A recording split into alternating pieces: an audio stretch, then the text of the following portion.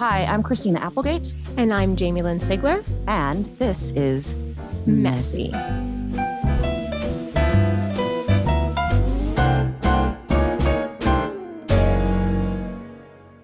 The following message is brought to you by Novartis. Since partnering with Novartis, I have been thinking a lot about when I was first diagnosed with relapsing MS. And to be honest, I was overwhelmed and in denial, and I didn't want to accept it. Eventually, I had to be real with myself, reflect on what was important, reframe how my diagnosis was impacting my life, and focus on how I was feeling. And I wish I'd started thinking about my needs sooner. It helped me get to a place of acceptance and find the right treatment choice for me. And I really hope others don't wait as long as I did. That's why I partnered with Novartis to create a 3-step guide, hoping it can help people speak up and voice their needs. Get the guide at reframingms.com.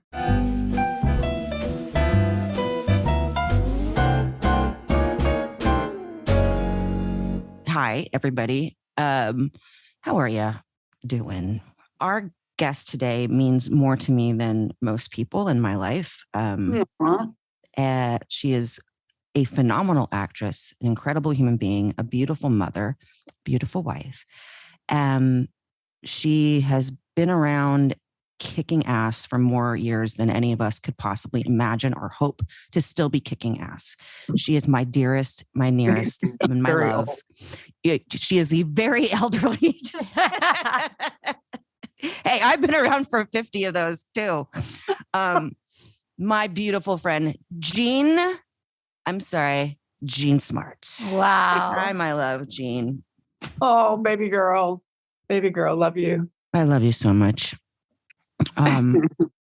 For people that don't know, Jean and I did a show together called Samantha Who with a real bunch of bad actors. Just like a real shit show of not remotely amused, talented groups. Well, you were paying your dues, you know, you got to do that in this business.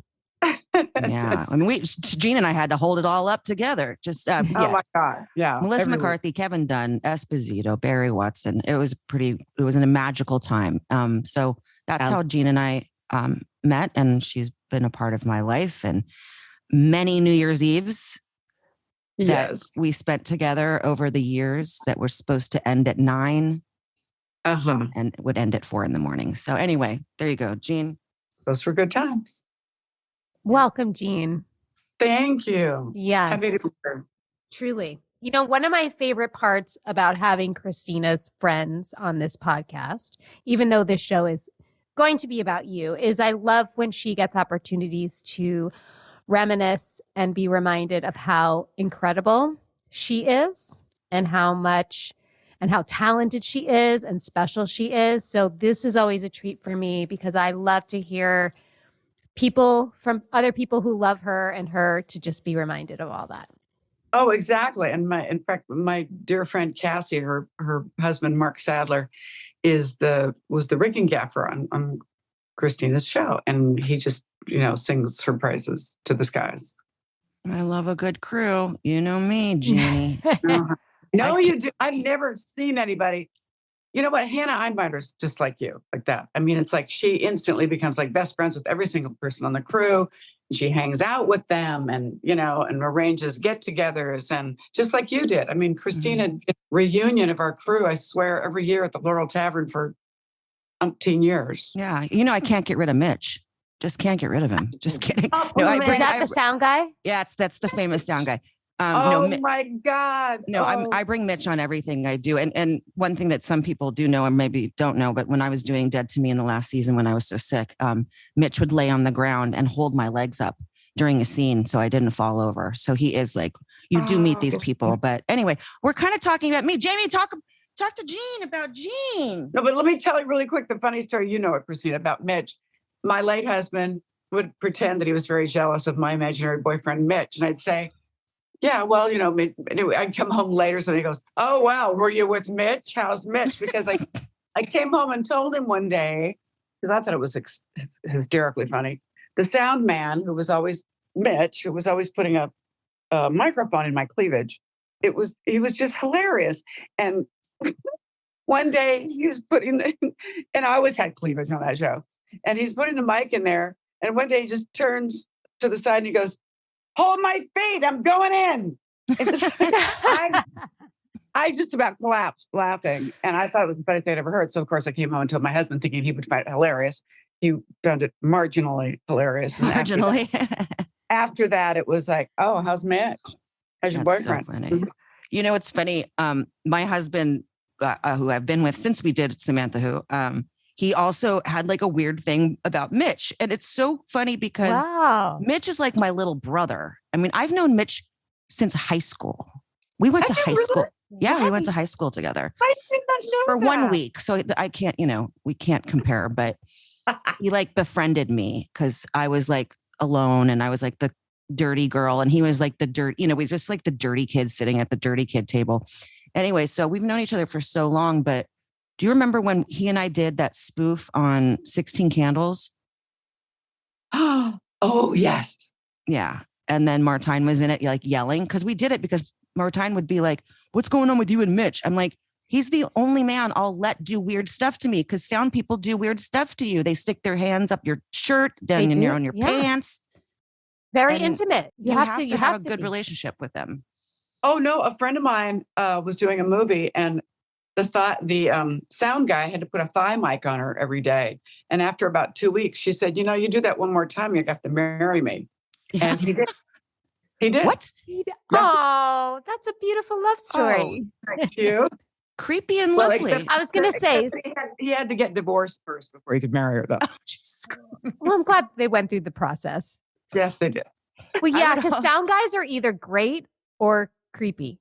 Because we've all had a creepy sound guy, right? Or at least, no? Just me?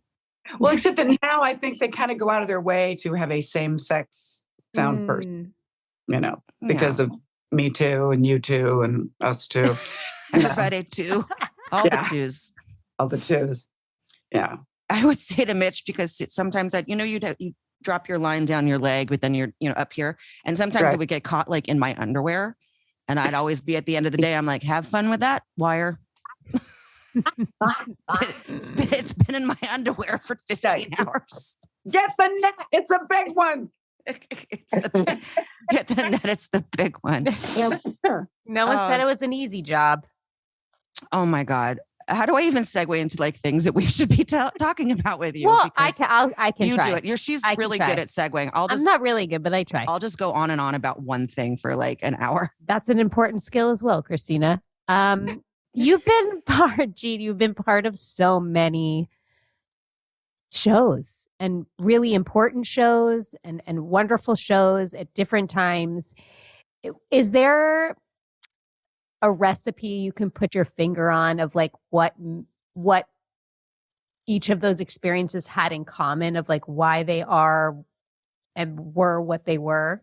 I've just been insanely lucky, but I think I've always tried to make decisions for good reasons. After a while, I had a little bit of a luxury of not having to take something just for the money, which I know is an incredible luxury for actors. But I never wanted to make any decisions based on that. And, I didn't grow up with any money. I didn't, but I just knew that if I went down that road, I was never going to have the career I wanted. But it was always like, is it well-written material? Is it something that I won't embarrass my parents? Is it something that is with really talented, cool people? I've just been constantly amazed still that I'm getting offered these incredible roles. But they've all had very important like commentary and like important things to say. I find like obviously, especially with Hacks, but then like even Designing Women, like they were moments for women, and they touched on conversations that people weren't really necessarily willing to have, but needed to. Yeah, like Mare of Easttown and Watchmen. I mean, two things that I enjoyed so much, but also I was incredibly proud of because they were just so incredibly well done. And Watchmen, I mean, my God, I mean, that shined a light on part of our history that most people had never even heard of, which was shocking, and including myself. And it just was, I don't know. Although I got that one because Sigourney Weaver turned it down. So thank you, Sigourney. Well, yeah. That's how it goes. I That's mean, right. but it's like when I look at like your body of work is so insane and how talented you are. I mean, I had the pleasure of, 2 years. I wish it was longer to work with you. Oh my God. You know what I always think of is he's a vegetarian and you're like, it's salad. And I'm like, with chicken. And we go back and forth between her really trying to convince me that it's a vegetarian salad because it's salad, but it was chicken salad. And changes. It was the weird, and we just kept going and saying it over and over. And you say, Mom, I told you he's a vegetarian. Why did you make chicken salad? I said, it's salad. She'd look at me and say, it's chicken salad. I said, I know, it's salad. We just went back and forth till it was just nuts. So we overstepped our boundaries at that point, but it was so much fun. Way beyond the limits of Mars. I had more fun working with you than I swear. Our scenes together were like, I loved the days that it's like, it's Jean scenes today, because I knew that I was going to be brought up as a human being and an actor and everything else because of you. But also the first scene where you're still unconscious in the hospital. Wasn't that just crazy shit to you? Yep. Remember Aunt Polly. She's trying to explain to me who my aunt is. Because if people don't know about the show, I play an amnesiac who wakes up from a coma and doesn't know who she is or who anyone in her life is. And you say something about this Aunt Polly, and I'm like, who? And you slowed it down and said it really loud, as if then my character was going to get it. Yeah. Aunt Polly. No. Meanwhile, you didn't even know it was your mother. I think that was all you. That was not scripted to make it like that slow and loud. Like you were a deaf tourist. Yes, exactly. It sounds like it was really hard not to laugh all the time on that. Yeah. Yeah, we had fun. Then Jennifer Esposito and Melissa McCarthy, two of the funniest women ever. I mean, it was nuts. Yeah. It was incredible. What a dream. They were, yeah. And then to know that like Melissa, her trajectory hadn't started yet. And that to know that I told her after seeing her in the Groundlings, I said, I can't wait for the world to get to see what you can do. And when they do, it's over. And we're done. And it was. And I want to ask her I want to borrow $3 or $4 million from her. That's all. So all my successful friends, I always ask, can I just have maybe 5 million? I think you're pushing it with 5. 3 to 4 is more reasonable. Oh my God. 4.250. But let me ask you, because everything you have done is so freaking amazing, but has there been anything that you thought was shit? I want to know, not in recent Sure history. not you.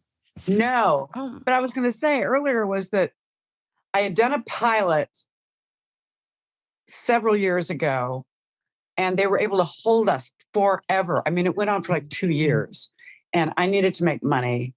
And I just thought and I had real issues with the script, and I talked to the producers, and we just dragged on and on and on. And then they finally, after a year and a half, sent me the rewrite. And it seemed as if they'd gone out of their way to not only not address any of my concerns, but to actually do the opposite of what I wanted. And I just remember thinking, I know I should take this job, but I can't. I won't be able to look myself in the mirror. I can't. And I've never backed out of a job. I've never, it's not, but it had been almost 2 years. So I finally told my agents, I said, I can't do it. I can't do it. And the next day they called me and said, well, Noah Hawley wants you to come in and meet him and audition for Fargo. And I thought, wow. Okay. Oh my God. There's a beautiful example. Yeah. It kind of freaks me out. I know you, but I just, when I'm talking to you, I'm like, I'm really like talking to fucking royalty, man. Like, I'm sorry. I know you don't like so much cussing. Jean doesn't like so much cussing. I've gotten She's used too classy for us. You used to tell me I had a potty mouth, which I do. But that's why people. Now I have another teenager, so it's like, yes. How old is he now? He's 15. Wait, Wow. Forrest is 15. Yeah. Wow, he's such a cool dude. I mean, I'd love to know him. You know, I just get to see him. He's an extraordinary person. He's lovely, actually. I love that he's always your date to award shows. A very, very good date. Yeah. Yeah. I think I created a monster though. And the first time I got on the red carpet, it was like, well, aren't you going to do any more interviews? We'll do a couple more. I'm going to... No, it's fine. Let's just go in and find our seats. Okay. Oh, I know. I've created one too, because Sadie now, like, she's my date to everything now. And then she wants to like meet everyone. And then if so-and-so's not there, you know, like whoever, Natasha Lyonne, there you go. That's like her, like one of her favorites. And I had to walk across the entire Emmys audience to go get Natasha Lyonne and bring her all the way across.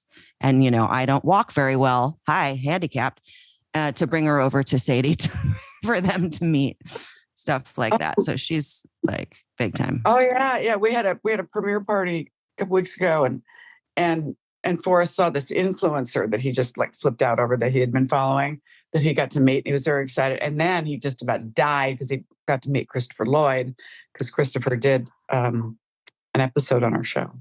Wow. Oh, wow. He was just blown away. Yeah. Wait, what does he love Christopher Lloyd from? I'm sorry, my brain's... Back to the Future. No, I mean, of course. Oh, Back to the Future. I didn't know if he... Yeah. If he was a Back to the Future guy. I was like, was it Taxi or was it? Yeah. Well, yeah, but going back briefly to what you were saying of just that power of saying no and just being able to honor like your heart and not feeling compromised, even in a moment where you could have totally justifiably been like, I got to just take this job. I have a family. This is my job. Yeah. I think people forget, like, we're still making money. This is our job. Yes, you pay the mortgage. Yeah. Yeah. But it's just, I love hearing stories like that, because I feel, especially as women, we so rarely get opportunities to listen to that voice and follow through with that voice. And it takes a lot of practice to be able to do that, and a lot of strength. And so thank you for sharing that, because I love hearing that. I think it's an important reminder. Well, I did feel like I was being rewarded for being true to myself. I'm not that I felt good about saying no, but because it had dragged on for almost 2 years, I felt sort of had the right to say, this just isn't working for me, because I was miserable.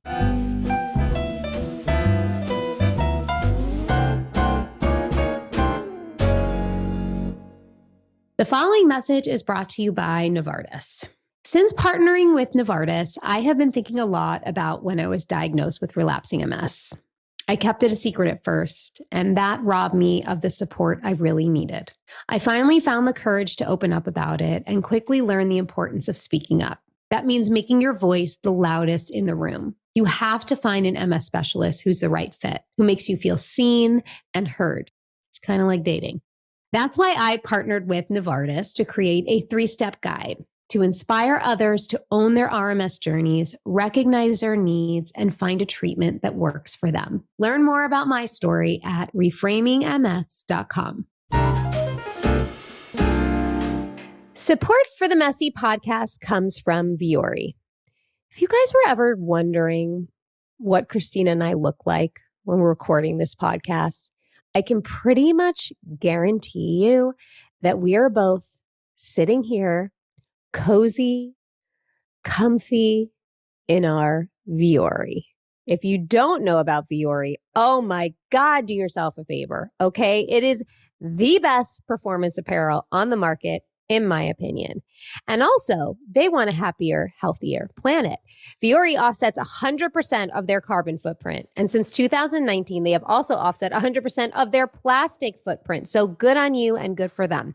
It's incredibly versatile. It's comfortable, designed to look great in everyday life, which means inside, outside the gym, when you're recording your podcast, when you're picking up your kids, whatever it is. It's perfect for any activity, any type of workout. And like I said, they are probably the softest, best looking athleisure wear on the market. So Vuori is an investment in your happiness. And for our listeners who we love so much, they are offering 20% off your first purchase. So get yourself some of the most comfortable and versatile clothing on the planet at vuori.com/messy. That's VUORI.com/messy.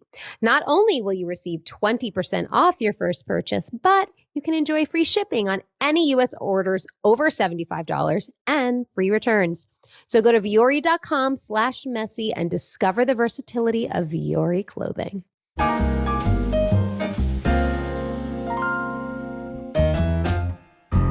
I was going to say something that, Jamie and I talk about too is boundaries too.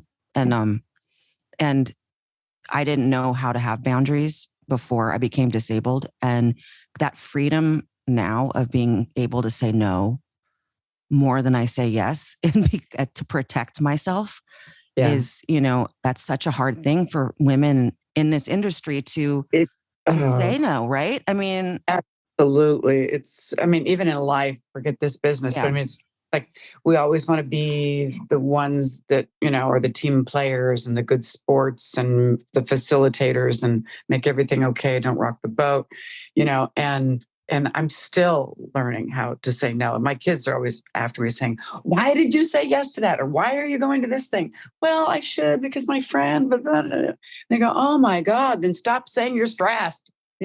Right. That's the thing too. And I think for me now, I have to if I'm asked about something, I have to look at A, B, C, D, and E. And if any of those things makes my stomach hurt, I have to say no, because now it's like my quality of life is taken away from me and I'm going to resent everybody there and everything that I'm doing. And even if I had to do something recently and it was really difficult to have to do because it was flying somewhere and stuff. And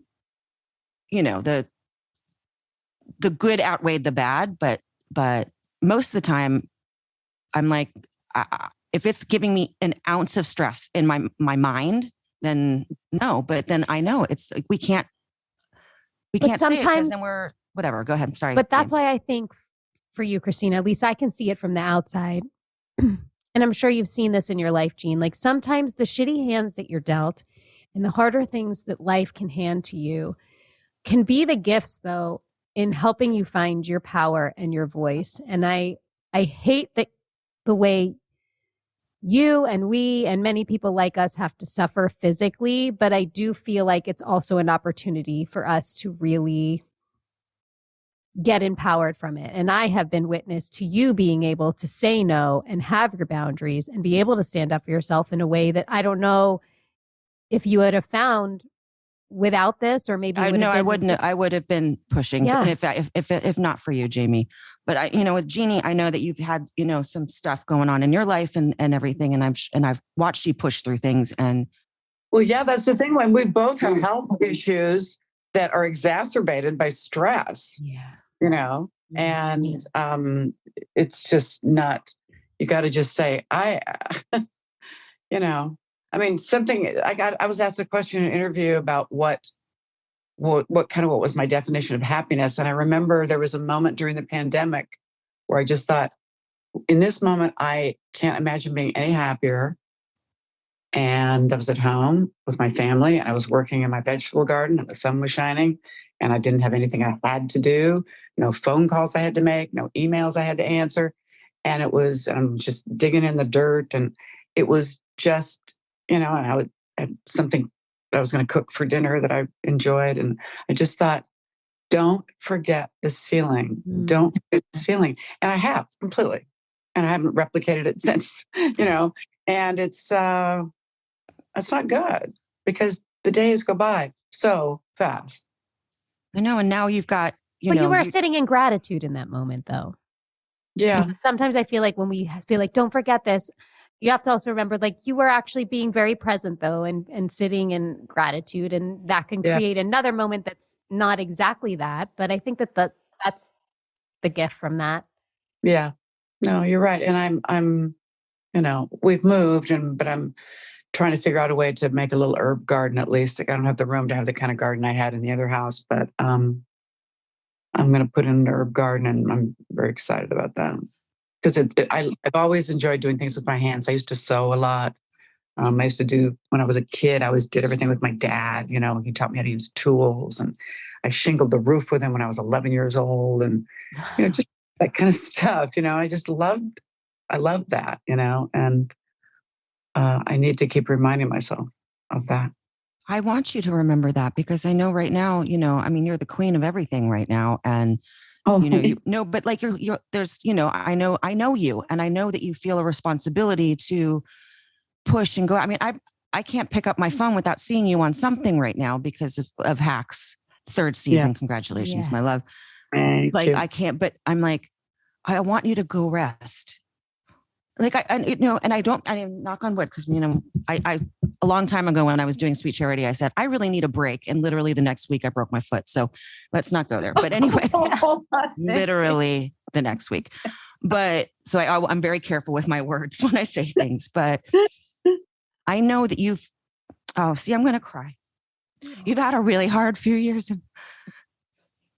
Sweetie. And I just want you to have those. I want you to have those moments again, Mama. I want you to sit and pick tomatoes, or I don't know, something. Yeah. Because I don't even know. Sorry, I should probably stop talking for a second.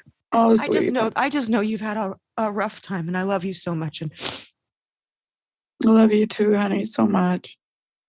It can be easy to forget when you see all of the wonderful accolades and everything that is so well deserved that's happening, but that there's also human beings behind these beautiful pictures and these beautiful stories that we get to tell. And there's still a lot of life happening, and it's important to honor that. Yeah, no, it's funny. One day, and this was not in reference to my late husband, but it was something else that was going on with one of my kids that I remember. And I read that somebody said online, oh my God, it must be so great to be Jean Smart. And on that day, I felt like I was in hell. Yeah. I just thought this is just so ironic, Yeah. Yeah. But there's no reason people should know that. I mean, we're actors. They don't need to know about our private lives, and we don't want them to. But I know. It just is. Except for with us, with this podcast is basically us talking. Not for you. Yeah, for when but Jamie and I are just by ourselves, we talk. Yeah, but you guys are also doing something wonderful for everybody who listens to you. I mean, you're helping people.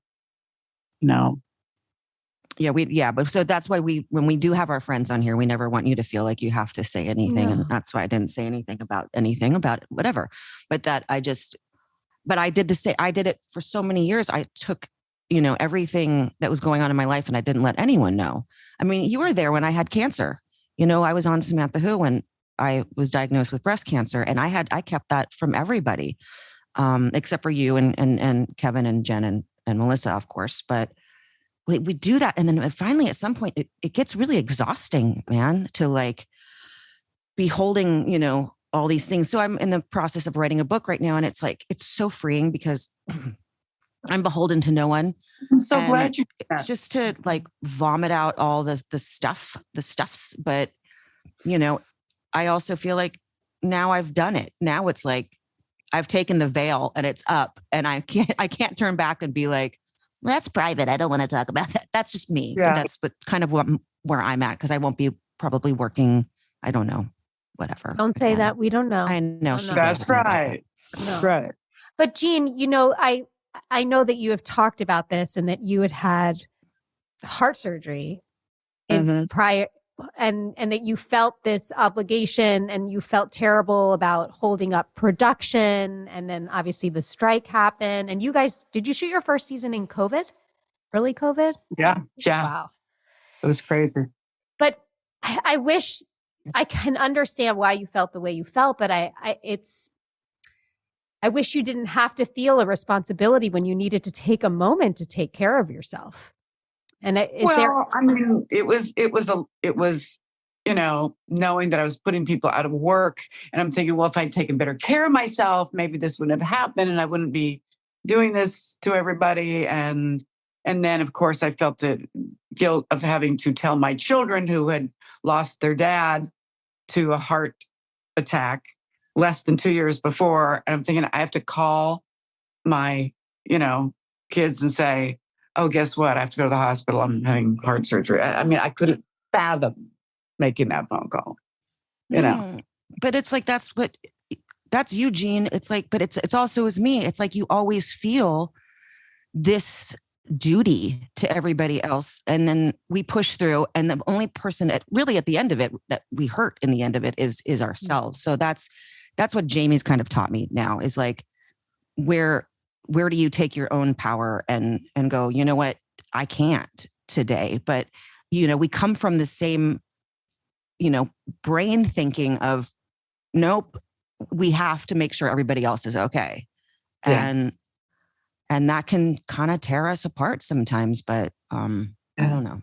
I was sort of a middle child. And so I was always the one of the 4 kids. I was the one who was like, oh, no, don't rock the boat. Don't rock the boat. Everything's going to make everything okay. And that was just my personality, just.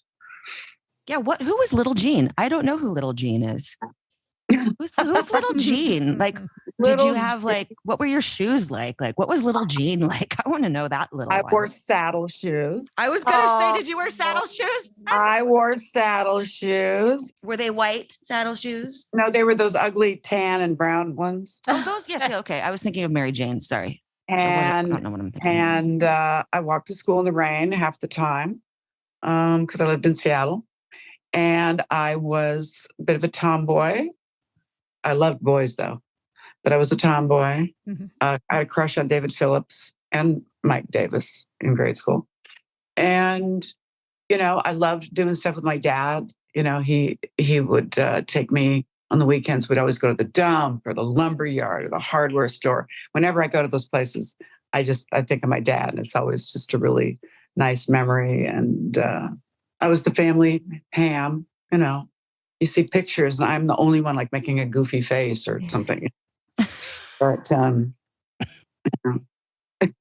did you? When was the moment that you wanted? Sorry, I'm gonna have you ask the question because I'm taking some medicine. When was the moment you knew you wanted to be an actress? Is that was the question? Thought she was going to spit into a spittoon. That might happen too. Maybe I should have asked the question before I took my medicine. Like, was there something that inspired it? Did you see a movie that inspired it? Was it a place to escape? Like what? Because obviously you're so bad word good at it. So what was it? What was it? What was that thing? Well, I mean, like I said, I'd always sort of been the family ham, but also too, my sister, she was like the organizer, she was always wanting to, she used to make me when I was a kid. She said she wanted to be a teacher when she grew up. So she would make me sit at a little desk and take tests. Now, meanwhile, I'm wanting to go outside and ride my bike or climb trees, but I would just do it. And she'd tell me to do it, and I'd do it. And I'd sit at this little desk, and she'd give me arithmetic tests and spelling tests. And then I had to sit there while she graded them. Thank God I was a good student. I love that you said arithmetic. I love it. Me too. Because no one says arithmetic instead anymore. Of Math. Sorry, go ahead. So you would take your tests. Dating myself. But I mean, I would do that, and then she'd organize little clubs. And then she decided that we needed to put on a play in the neighbor's garage. And I was in it. And we'd sell popcorn. And then she decided we needed to put a parade on. We should put on a couple of parades in the neighborhood. This was back before kids, just didn't play outside. We were they went missing. Yeah, the whole neighborhood, with all the boys and everything. And the boys, I must say, were very good sports about this stuff. And we did one parade where I was a bride. I don't know why. I was a bride, and they pulled me in a wagon. I had a veil. And we had a minister, and I married my best friend's brother, Billy. And, we would just do crazy stuff like this. But it was fantastic. It was a great, great childhood.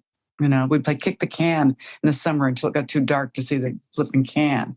The whole neighborhood. It was awesome. I can't remember your question. Oh, yes, about acting.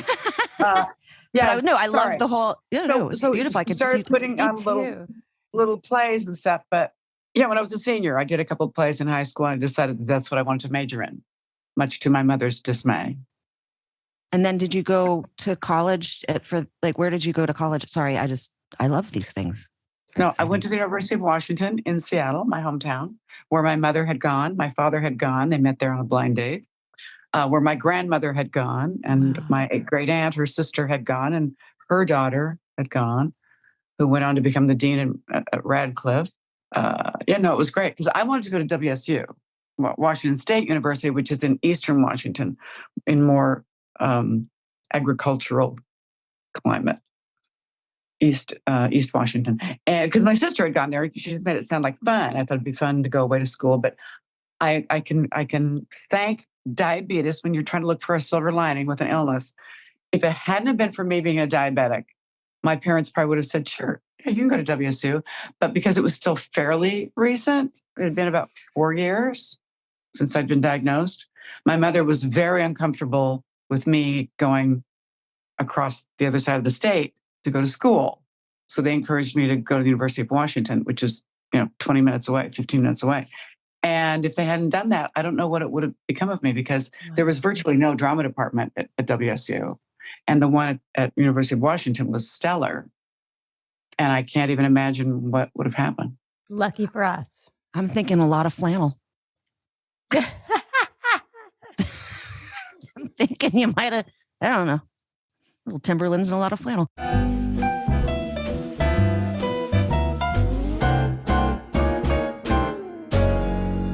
This episode of Messy is brought to you by Maybelline. You all know Maybelline. Maybelline, for over a century, has provided accessible makeup to give everyone the self-confidence to express themselves. They're the #1 makeup brand in the world. And so because of that, Maybelline has a platform and a power to make an impact from the inside out, and they are doing just that. They have created... Now, can I talk, Jamie? Fine, tell them. This is why they have created Brave Together. It's an initiative designed to help those facing anxiety and depression, by funding free professional one-on-one support so that no one has to struggle alone. Mm-hmm. I needed to tell people I'm so that, glad Jamie. you did. Mental health challenges like anxiety and depression can be so difficult to manage on your own. We have talked about that at length here. You need a friend, you need a professional, whatever it may be. And so Maybelline New York has created the Brave Talk training to help people navigate mental health conversations with their friends. How awesome is that? Christina, tell them. It's the acronym. I'm going to tell you, okay, there's 5 easy steps to having a Brave Talk. Brave, BRAVE. Yep. If you can spell, BRAVE, acronym, is be present, right setting, ask questions, validate feelings, and encourage action. Mm-hmm. Because it is so brave to ask for help. So let's be brave together. Maybelline's committed to donating $10 million to NGO partners and providing free access, like Christina said, to one-on-one professional support to 3 million people by 2025 so that no one has to struggle alone. If you or someone you know is experiencing anxiety or depression, Maybelline New York is funding free confidential support. Text TOGETHER. That's TOGETHER to 741-741 or visit Maybelline.com/brave together to learn more. Support for Messy comes from ZocDoc. We all know there's things in life that we compromise on, right? Putting off that renovation or putting off calling that friend for lunch or going to the grocery store. But when it comes to your health, we know there should be and can be no compromise. So don't go back to that one doctor who uses your appointment to catch up on the latest headlines, Check out ZocDoc. It's a place where you can find and book doctors who will make you feel comfortable, listen to you, and prioritize your health. You can search by location. So easy to use. They have availability, location, insurance. So literally, again, no compromises here, because with ZocDoc, you've got more options than you even know. If you don't know what ZocDoc is a free app and a website where you can search and compare highly rated in-network doctors near you, and you can instantly book appointments with them online. So again, once you find the doc you want that's in your network, you book with them immediately. There's no waiting online or holding with a receptionist. All these doctors are verified. They have reviews from actual real patients. And we're talking about booking appointments with tens of thousands of different top-rated, patient-reviewed, credible doctors and specialists. So go to ZocDoc.com/messy and download the ZocDoc app for free, and then find and book a top-rated doctor today. That is ZocDoc.com/messy, ZocDoc.com/messy.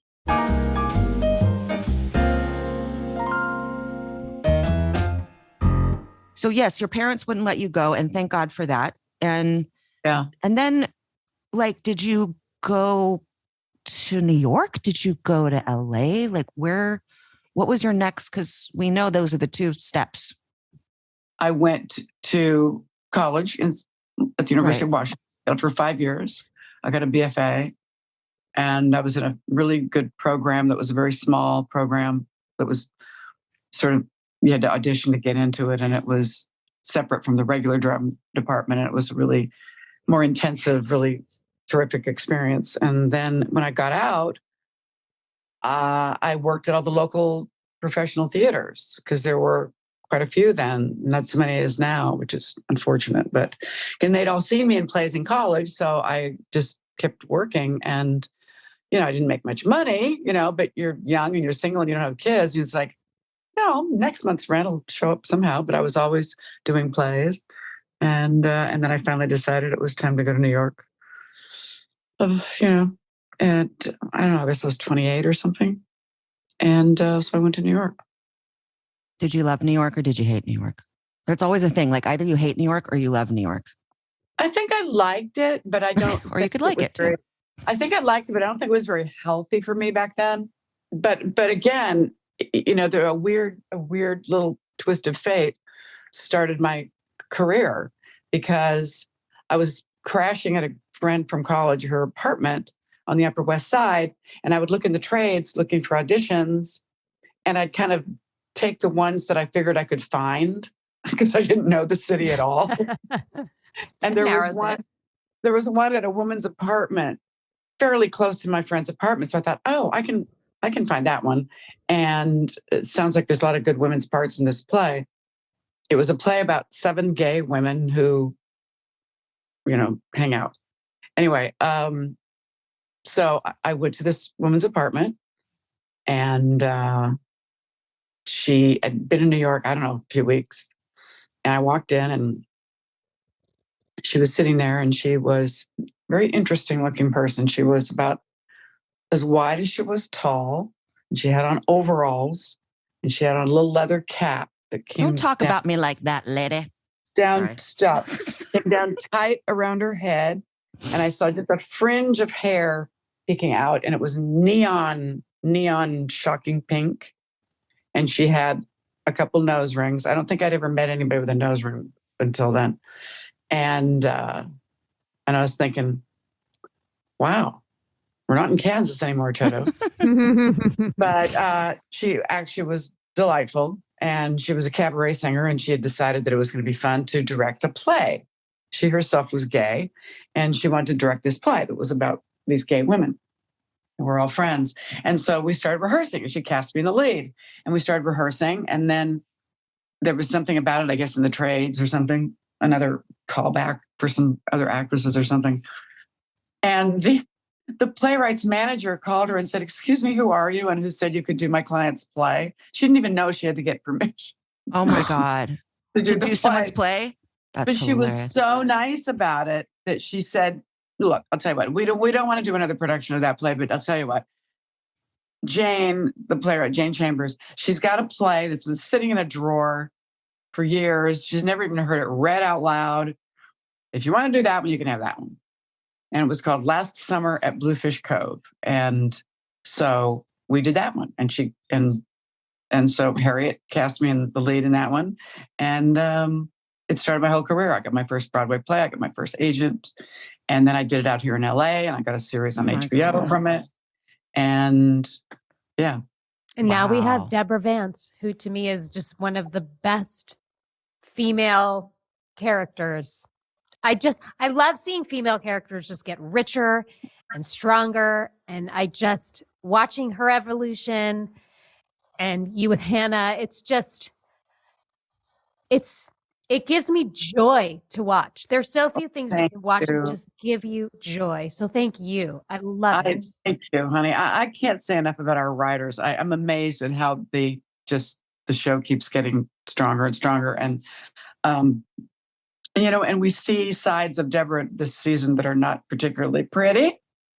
Great. When her ambition gets fired up, but people seem to like those parts of her. So. Well, I think those are important, because don't you think when you watch that, then you realize like, oh, I can be human too. I can fuck up sometimes, and I can be imperfect. And you know, because she is more self-aware now, and she does. In fact, she has a scene where she yells at Hannah or at Ava, excuse me, saying, I blew this meeting with these people because of you, because I started thinking about something that I wouldn't normally have thought about. And I got mad at them and I left. And she's saying, so you're mad at me because I make you like a better person? She goes, yes. It's brilliant. So good, Mama. It's like, I don't know. It's like I wish you could feel how people feel about you right now, because we've all felt this about you, through the years, but it's like people are obsessed with Jean Smart. Obsessed. I mean, I saw you on some talk show. I can't remember what it was. And you were talking about how Harry Styles checks into hotels as Deborah Vance. Like literally the biggest pop music. Is that what he does? Sorry, I'm so bad at things. He's Harry Styles, but yes. Big pop star in the world checks in as Deborah Vance into hotels. That is like, you are like, you've always been a legend to me and to everyone, but this is kind of like, I love icon status. People who are newer generations who get to explore you and get to know you. And that means this is just a trajectory that's just going to keep going. And it's one of the most exciting freaking things I get to watch from the sidelines. Well, it's nice. I have to say it's very nice. People are very nice about it. And I just, it's still kind of amazing to me. And at least I know now, I feel like I can, constantly support my children. So I don't have to worry about that. Well, at the end of the day, that's, we talk about that, about balancing being a parent and having this and that. At the end of the day, as long as they're good, nothing else matters except for, I just think it's just so exciting to me. And we don't want to keep you for long, but we do have one thing that we want to ask you. Okay. I play this game called 5 Favorite Movies. And in that, I can tell you psychologically about yourself. Sometimes people get mad at me and sometimes they don't, but you don't have to play. But if you can name without really putting too much thought into it, your 5 favorite movies. Okay. Witness, absolutely, top of the list. And one of my favorite comedies, if not my favorite comedy, is the one with Sigourney Weaver and Tim Allen, where they're actors who were in a space trek type comedy, and then they get abducted by what's it called? Galaxy Quest. Yes, there it is. Galaxy Quest. I guess It's a Wonderful Life. Oh God, My Fair Lady. I mean, favorite, but one of my favorite musicals, one of my favorite movies. Oh God. Oh, I loved the one with Cher, Moonstruck. Okay. Love that movie. Was that 5? Okay, that's 5. Okay, this is hard because God. I do know you. I usually do them on people that I don't really know that. That was a good about. list. That's a really good list. I'm feeling like there's this through line of being magically feminine and maybe not have had that, like this whimsy. There's a whimsy to it that I'm feeling like things that were unachievable to you, maybe in your mind. You know, I don't know. That. Okay, I like that. that's all I got. Thank you, doctor. Because then I'm going to be like, and then you went to school in Seattle. And how did you feel about your mother? How did you feel about your college? No, I once did. And there's an integrity. There's an integrity. Yeah. To you. See, she's starting to get. I'm starting to learn from you. I'm starting to learn. I once told a girl, and I always say this, and I know it's horrible. I said, I think you might have been molested by your uncle. And I know this is a horrible thing. She literally started crying and yelled at me and got up. And I was like, oh. Ooh, a little too close to home. Little too close to home. So anyway, that's how the game started, is I can really kind of tap into your own. Anyone can play it because you can see the through line. Like mine's really easy. Like one flew over the cuckoo's nest. Hey, that's all I need to say. All that jazz. Who's Afraid of Virginia Woolf? The Fisher King. Like, are you feeling like the nuts? I forgot about the Fisher King. I love the Fisher. Are you feeling the nuts? The nutter butter? Yeah, there's a little theme there. Yeah. Yeah, mine's easy. Give me all your nuts. I love all your nuts. Where do the nuts come from? All that jazz. Yeah. Oh, but Fisher King was a brilliant. I know, right? I taught a class at my daughter's school the other day, and you did? I did for the drama and the film departments, and fun.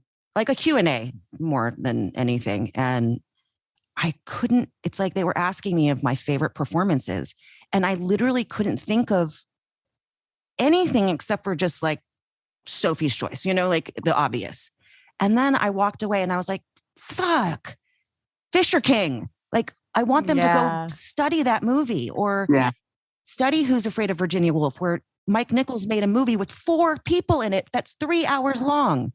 And you're still like, holy crap, I want more of that. And I wish I could. Well, now I'm telling them. I'm telling them now, go watch those movies. Good. No, but you know what it is? It's like when I know 1,000 jokes, but if somebody asks me to tell a joke, I just go blank. Yeah.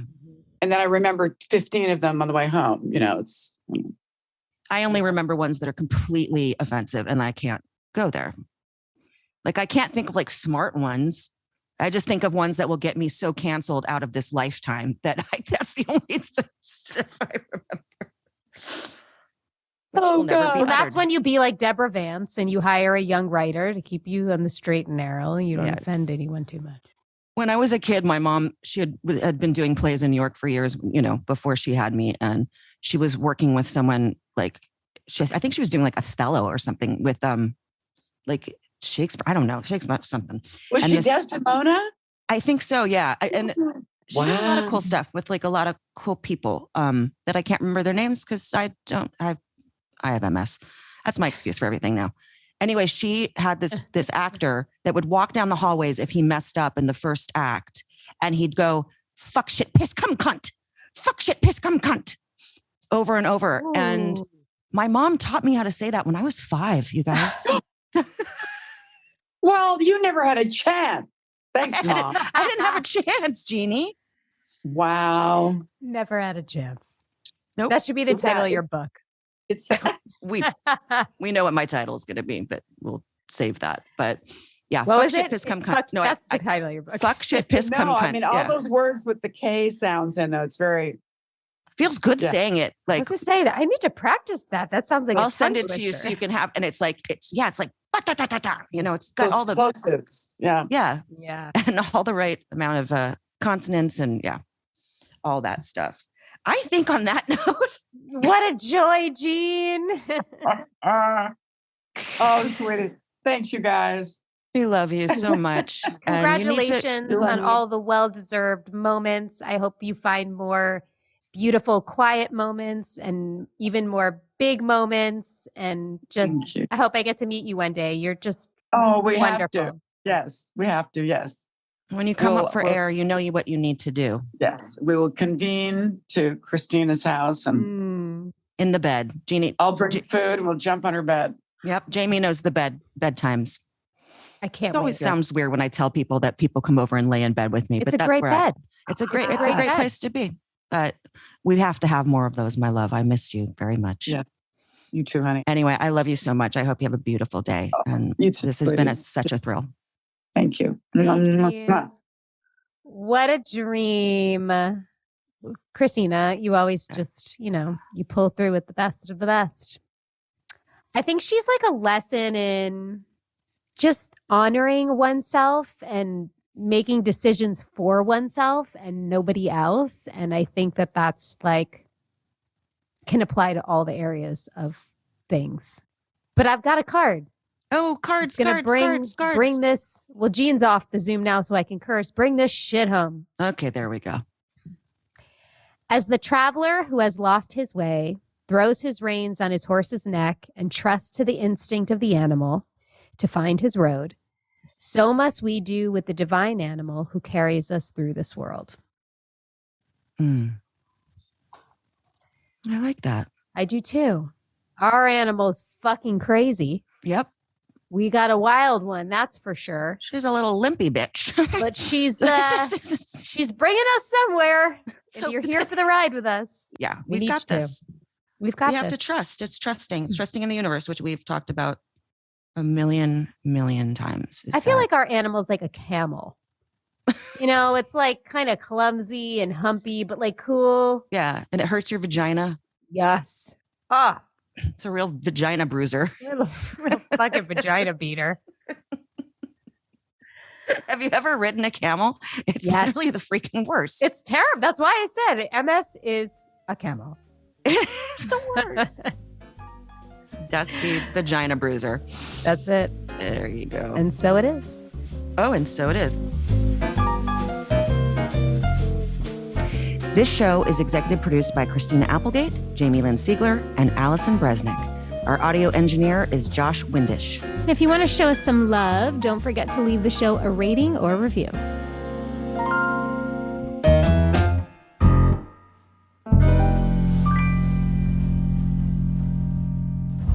Hi, it's Jamie. Thanks for listening.